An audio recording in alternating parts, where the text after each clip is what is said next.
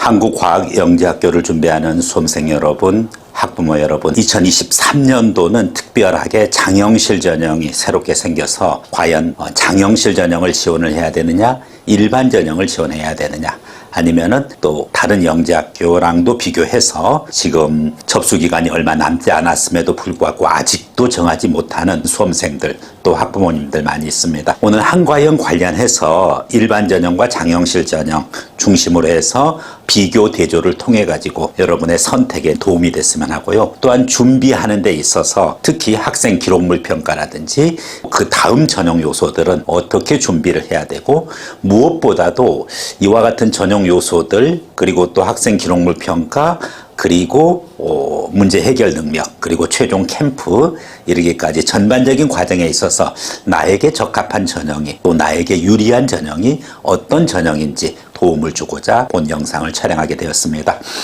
네, 사피엔스 플러스에서는 그간 영재학교 과고 입시를 준비해 왔습니다. 한과형 기준으로 오늘 분석 들어가 보도록 하겠습니다. 지원 자격과 전형 요소, 그리고 특히 이제 지원할 때 유의사항, 중복 지원이 되면은 크게 고민할 것이 없어요. 그렇지만은 중복 지원이 안 되기 때문에 기회비용을 최소화시키는 그런 선택을 할 것이냐의 문제, 모집 인원상의 특성, 그리고 무엇보다도 중요한 전형 방법, 그리고 또 학생 기록물 평가에 있어서 학생부, 또 자소서, 추천서, 그리고 특히 증빙자료에 대한 문의가 많이 있습니다. 어떻게 준비해야 되느냐, 반드시 해야 되느냐, 어느 정도의 스펙이어야 되느냐, 어느 정도의 활동해야 되느냐, 굉장히 많은 질문들을 하고 있습니다. 전체적인 흐름을 잘 잡고 또 그 부분 거에 대해서도 이해가 안 되면은 댓글을 달아주시거나 아니면은 개별 문의를 주시면은 제가 답변 드리도록 하겠습니다. 우선 지원 자격과 전형 요소를 한번 보겠습니다. 일반 전형은 예년과 비슷한 상황입니다. 다만 2023년에 신설된 항목이랑 2단계 합격자 우선 선발과 그리고 장영실 전형과의 관계, 일단은 원래 이제 장영실 전형 작년에 없었던 전형인데 이번에 예고를 해줬고, 그리고 또 실제로 이번 학년서부터 시행이 되는데 학부모님들 중에서도 아예 이 존재를 몰랐고, 그렇게 해서 일반 전형 지원하려고 한과형을 놓고 하고 한과형 요강을 보는데 장영실 전형이 있더라 이거예요. 그래서 뒤늦게한 그와 같은 부모님들도 학생들도 있고,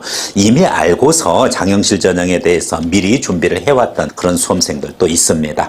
예전에는 2단계 전형 합격자에서 우선 선발을, 즉 1단계, 2단계까지만 하고 캠프를 면제해주는 그런 우선 선발 전형이 있었는데, 이 부분 것을 흡수해서 보다 더 체계화해가 2단계에서 굳이 필답, 지필고사를 안 보고 1단계 학생 기록물 평가랑 그리고 2단계에서 구술과 면접을 통해 가지고 우선 선발 대신에 장영실 전형을 이렇게 마련해 가지고 전형을 체계화했다, 이런 측면이 있고, 그리고 또 교육부 방침이 가능하면은 필답, 지필고사의 비중을 좀 줄이고 그리고 구술과 면접을 좀 강화해라 하는 그와 같은 지침들, 이런 부분들이 연결돼 가지고 장영실 전형이 새롭게 탄생했다, 이렇게 저는 개인적으로 보고 있습니다. 그래서 2단계 전형 합격자 우선 선발이 일반 전형에서는 이제는 정원 내의 그와 같은 일반 전형에는 해당하지 않고 이제 그 전형은 이미 장영실 전형으로 넘어갔다, 이렇게 보시면 되고요. 정원 외 전형의 경우에 한해서 3단계 캠프를 면제합니다. 다만 2단계 전형 합격자 우선 선발 부분이랑 장영실 전형과의 차이점은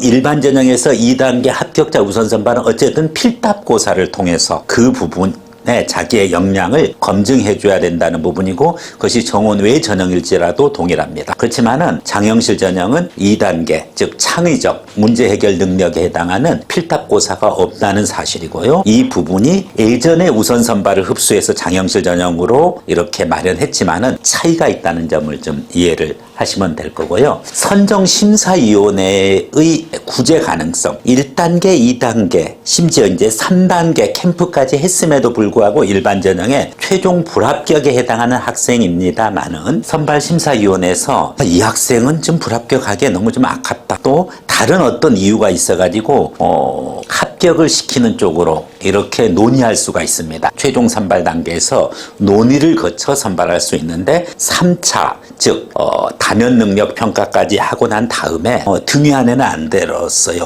그래서 최종 불합격 통보를 해야 돼요. 그런데 불합격 통보를 안 하고 이 학생을 논의를 거쳐가지고 선발할 수 있습니다. 제가 이것은 한번 추론을 해봤어요. 왜 불합격이면 불합격이지 논의를 거쳐 다시 선발을 하느냐 하는 부분이면은 첫 번째는 아마 이 학생이 좀 부족하긴 부족해. 근데 이런 측면에서는 아주 다른 지원자들에 비해서 우수한 역량을 갖고 있어요.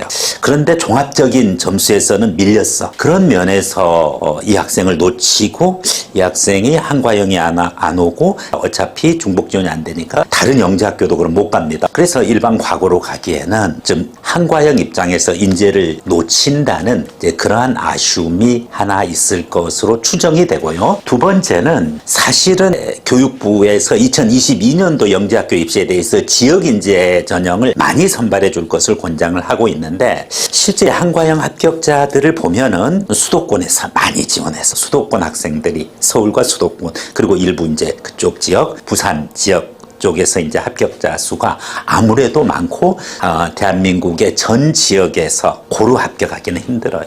즉 쏠림 현상이 굉장히 심한 부분이죠. 이제 그런 차원에서 지역 인재 전형은 없지만은 그래도 한과영에 전혀 못 오는 그와 같은 지역이 없도록 배려하기 위해서 지역 안배 차원에서 교육부 방침에 지역 인재 전형을 강화하라는 그런 지침에 대한 어떤 대응 차원에서 지역 안배 차원에서 최종적으로 합격자를 내므로써 우리는 이렇게 다양한 지역에서 뽑고 있다 하는 이제 그와 같은 명분 이 두 가지 중에 하나가 아닐까 이렇게 저는 개인적으로 추정을 해요. 물론 다른 이유가 있을 수가 있어요. 내부 사람들은 알고 있겠죠. 어쨌든 최종 선발에서 논의를 거쳐가지고 선발되어질 수 있다는 사실 이 부분 거 여러분들이 알고 있으면 되겠습니다. 그래서 일반 전형은 뭐 예전과 비슷한데 선정심사위원회 구제 가능성 이 부분 거 이해를 해주고요. 2단계 우선 전형은 이제는 일반 정원 내에서는 없고 정원 외 전형에 한해서 인원들이 있습니다. 각각의 자기가 그 해당하는 것에 들어가면은 정원 외 전형으로 지원하는 게 유리합니다. 그렇지만 대부분 다 정원 내의 전형입니다. 네, 장영실 전형은 이제 일반 전형과 이제 구별되어지는 요소고 이 부분이 여러분들이 핵심적으로 차별화되는 그와 같은 전형 요소라는 것을 알 것입니다. 수학과학의 특정 분야에서 그러니까 구체적인 분야가 있어야 됩니다. 수학이어도 좋고 과학이어도 좋고 뭐 둘 다여도 뭐 관계없겠죠. 그래서 어느 분야 이때 이 분야는 과목도 될 수가 있고 단원도 될 수가 있고 그리고 연구의 어떤 광범위한 분야도 관계없어요. 여기서 탐구 역량과 열정을 보여야 되는데 일반적으로 일반 전형에서도 이 표현은 다 써요 사실은. 그래서 수학과 과학에 대해서 도전정신, 열성이 있느냐, 창의성, 잠재력을 가지고 있느냐, 자기주도 학습 역량이 있느냐 이런 이제 추상적인 요소 부분 것은 당연히 장영실 전형도 내포되어져 있고 장영실 전형에서 핵심이라고 할 수 있는 구체적인 요소는 두 가지로 파악이 됩니다. 일반 전형이랑 또 다른 영재학교와는 비교가 될 정도로 탁월한 탐구 역량 그리고 또 상당히 오랜 기간의 어떤 탐구 의지 이런 부분들이 보다 더 차별화되어지는 요소로 이렇게 보여집니다. 즉 좀 더 구체적이고 그리고 또 지속적인 수학과학에 대한 열정과 역량을 가지고 있어야 된다. 이제 이런 측면이고 그것은 꼭 수학과학 실력의 문제는 아니에요.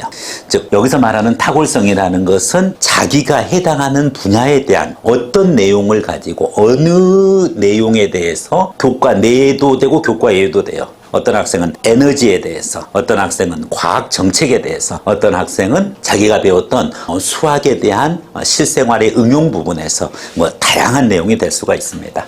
그래서 그 분야에 있어서 다 다른 학생들, 다른 지원자들이 생각하지 못했던 접근 방식, 또는 과학의 탐구와 실험에 있어서 정말 내가 봐도 감탄할 정도로 이거는 나는 정말 자랑하고 싶어 하는 이제 그러한 내용.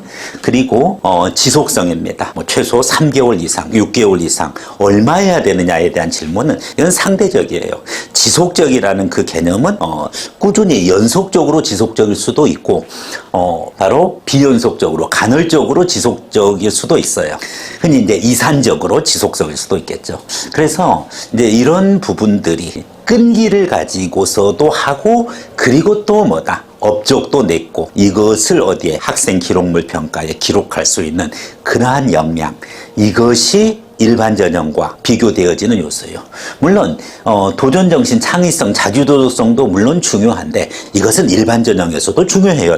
그런데 그럼 구체적인 요소, 탁월성과 지속성은 일반 전형에서 중요하지 않나요? 역시 중요해요. 그런데 차별화를 했었을 때는 추상적인 요소를 가지고서 구별하기는 힘들어요. 정성적 평가의 영역이기 때문에 그렇죠. 정량적 평가를 그래도 접근할 수 있는 것이 어떤 내용을 가지고 얼마나 오랫동안 했느냐 하는 부분이고, 이와 같은 자신의 탐구 역량, 탐구 분야, 연구 분야에 대한 탁월성, 그리고 또 끈기, 이런 부분 것을 보여줄 수 있는 학생이면은 비록 내가 수학과 과학에 대한 필답, 즉 2차, 일반 전형 2차에 해당하는 창의적 문제 해결 능력, 즉 필답고사 부분 것은 좀 부족합니다만은 그래도 내가 과학에 대한 활동, 탐구, 이 부분 거에 있어서는 정말 내세우고 싶다. 그리고 나는 지속적으로 열정을 가지고 해왔다라고 하는 학생이면은 과감히 장영실 전형을 한번 적극적으로 고려해 볼 필요가 있습니다.